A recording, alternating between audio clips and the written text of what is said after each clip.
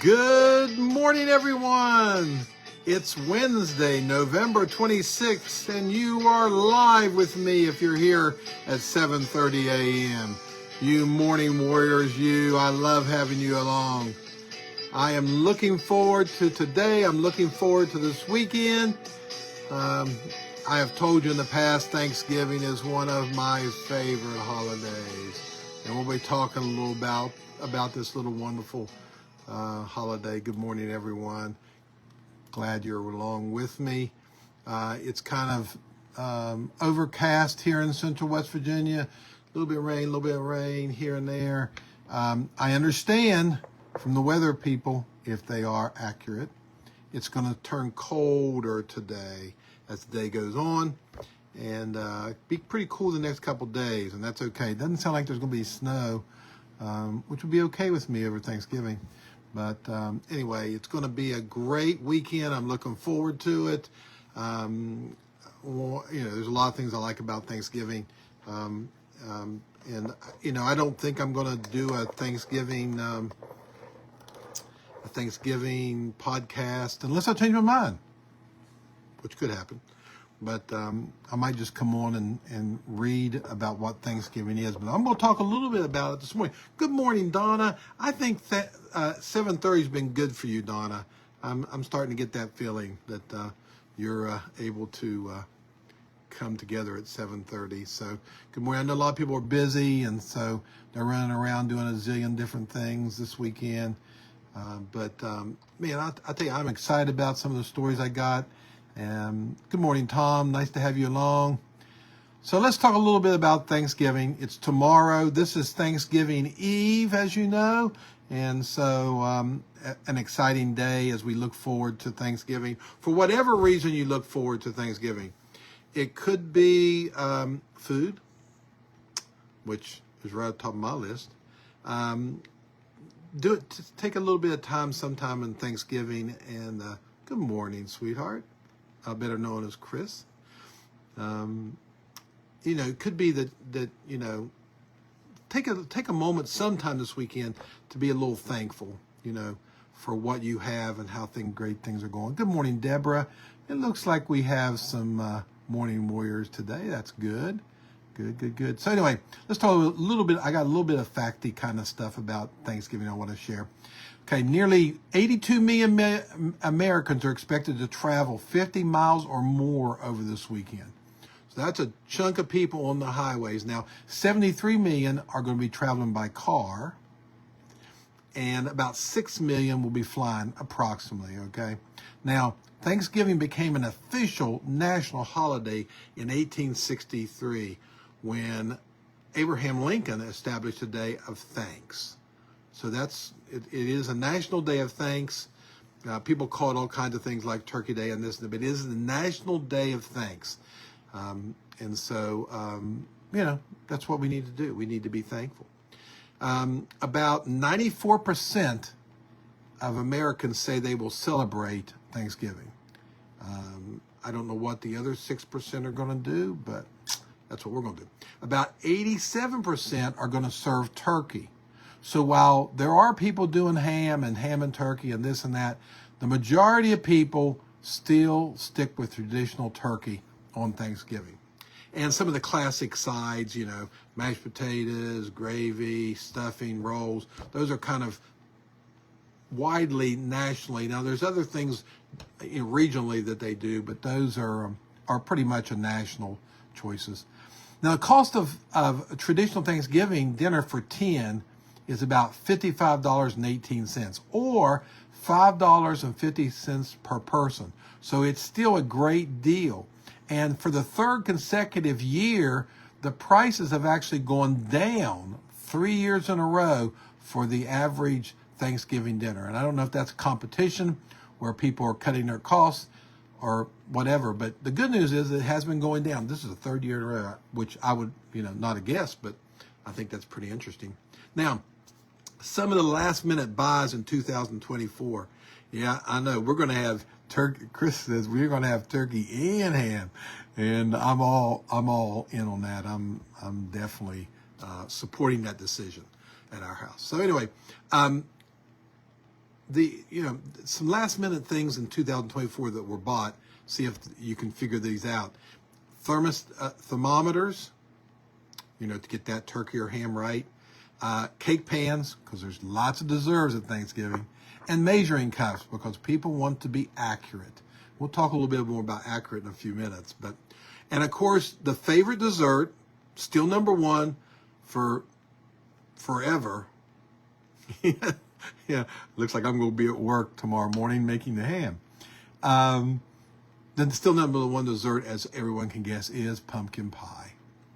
Now, there's also another tradition that's pretty big, 99th annual Macy's Day Thanksgiving Parade.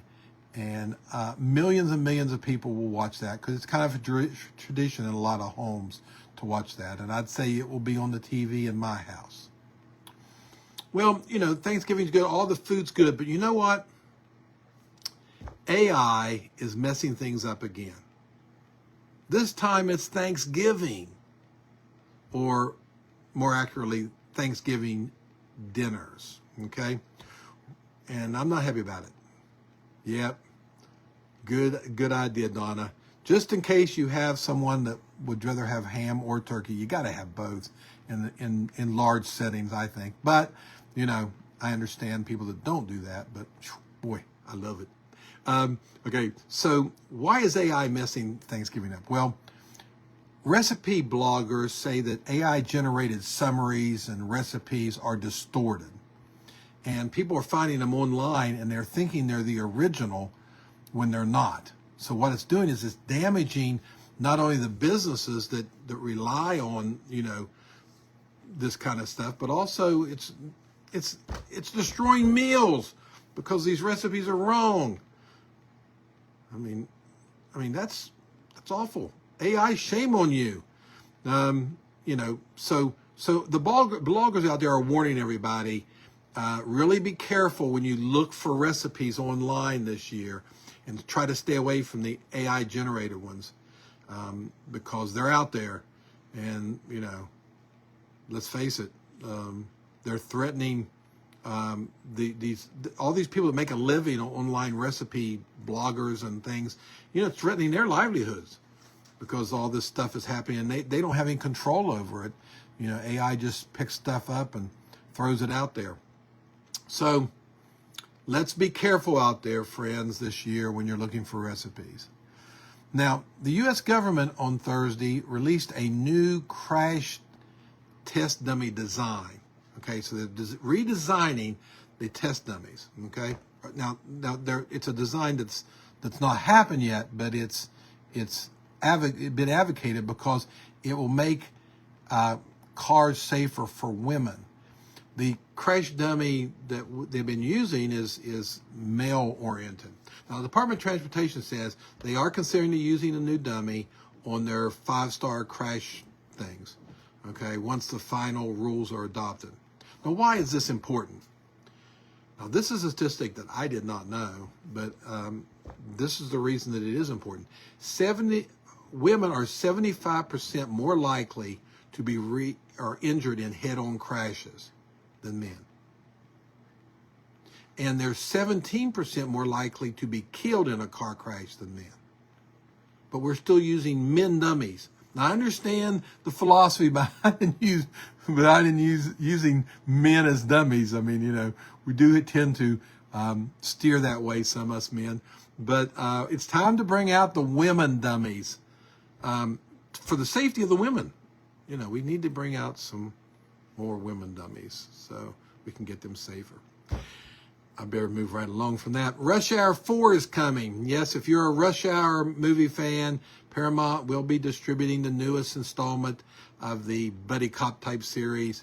Now, it's interesting that President Reagan must be a Rush Hour fan because he personally requested the studio to revive this franchise. And yes, if you are a fan, Jackie Chan and Chris Tucker will be coming back, it looks like, to star in the new Rush Hour movie. So get ready for that. I'm sure it'll be coming to a theater soon near you. Or, maybe pay-per-view, who knows, in this day and time. So I have a really neat little story here I want to share with you. And I'm going to butcher this guy's last name, but Zach Zimmerbisky and Isabel Richard have a story that should be made into a movie, in my opinion. Okay.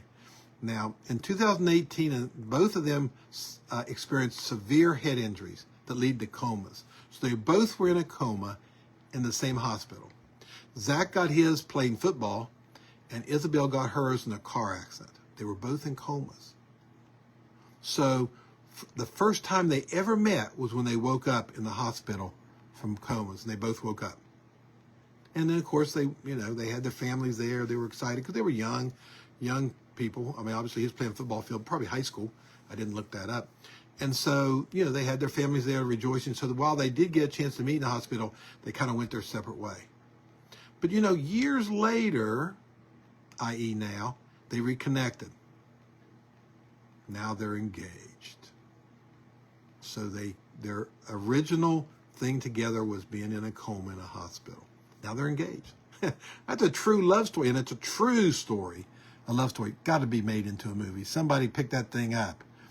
Okay, next story. For the first time, scientists have identified 4 ages at which the human brain waves rewire. Okay?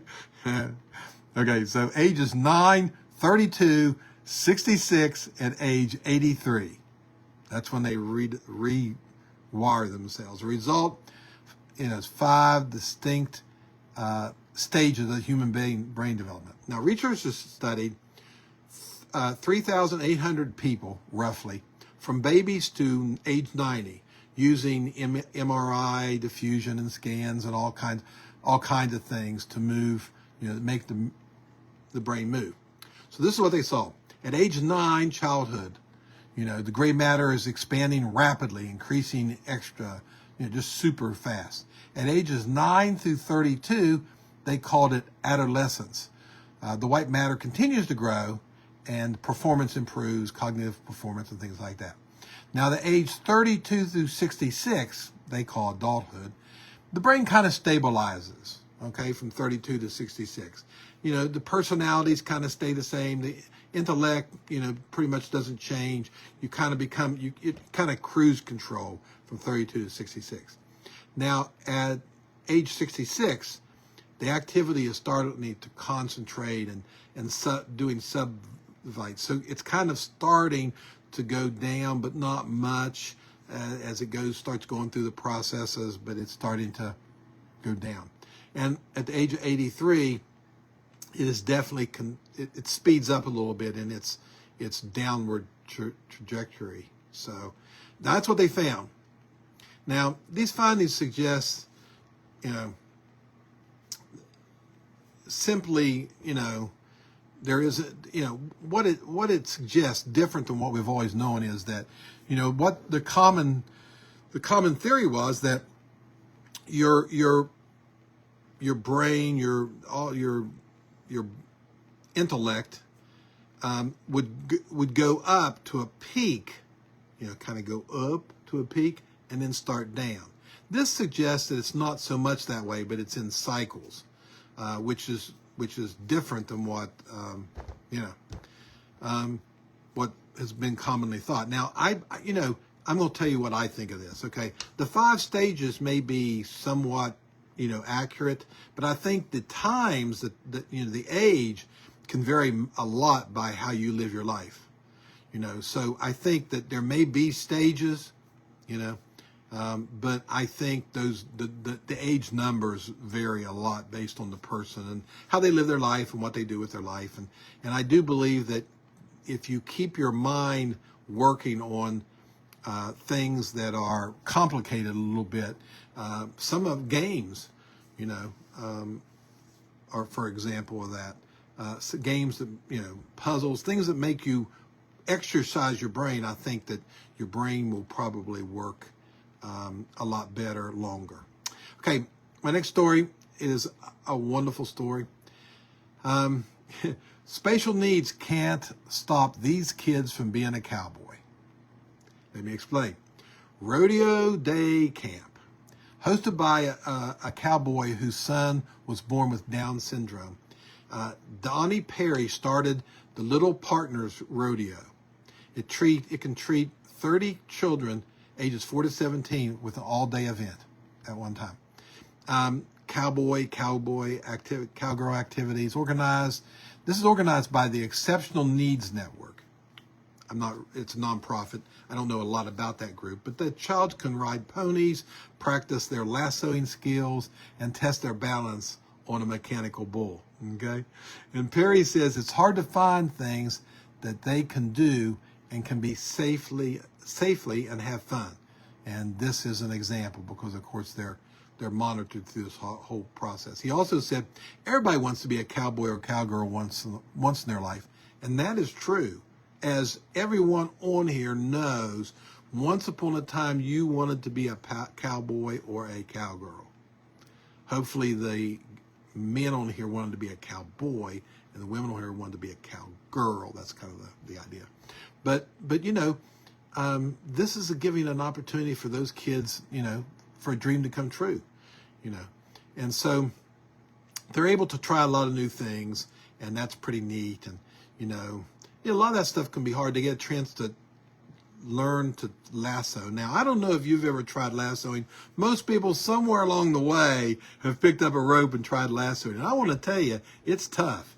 I didn't spend hours and hours doing it, but lassoing is tough, and they get an opportunity to hone their skills.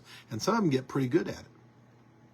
So anyway, they get a chance. They're really encouraged to try different things, and just kind of do things like that. So, Laura Peters of the Exceptional Needs Networks makes a statement, and I quote, they just feel like they belong and aren't being judged, looked at differently.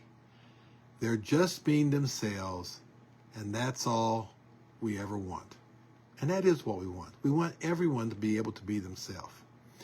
And on a personal note, I read a book several years ago that is one of my favorite books, and I certainly haven't forgot it. And the name of it is You Were Born an Original, Don't Die a Copy. It's an easy read. It's by a guy named John Mason. I read several of his books. I love his books. Number one, they're easy to read, and number two, they're packed with great information. And one of these days I may read some from one of his books. But John Mason wrote, You were born an original, don't die a copy. And, we as people tend to do that. We have to be careful that we see someone else and maybe they're being successful in a certain area, and we tend to try to copy what they do. And my advice to you today is be yourself. Be yourself. God made you the way you are for purpose. He didn't make you by accident. The way you are is by purpose. And he wants to use you the way you are. So don't try to be somebody else. Don't try to copy other people's ways. Sure, if they do something good, it's okay to copy the processes of what they do, but don't try to be like them. Okay? Try to be like you, because you are pretty cool the way you are. All right? So listen, everyone, have a wonderful Thanksgiving tomorrow. I'll be back here for sure on Friday morning to update you on whether I can still breathe after eating all day tomorrow. I think I'll pass tomorrow if people want me to be here on tomorrow and you got to make posts on here and say, please be there tomorrow, I would consider that. But otherwise, I'm planning on just kind of taking a day off. Coming back Friday. Don't forget December 1st, which I think is Monday, we're going to YouTube. So no more Facebook Live, YouTube Live. And also I have a camera right up here that I'm going to debut sometime soon, maybe the 1st. Just throw all the new stuff to you at once, maybe. So anyway, listen, have a great day. Have a great Thanksgiving. I will see you Friday. Be blessed. Bye-bye.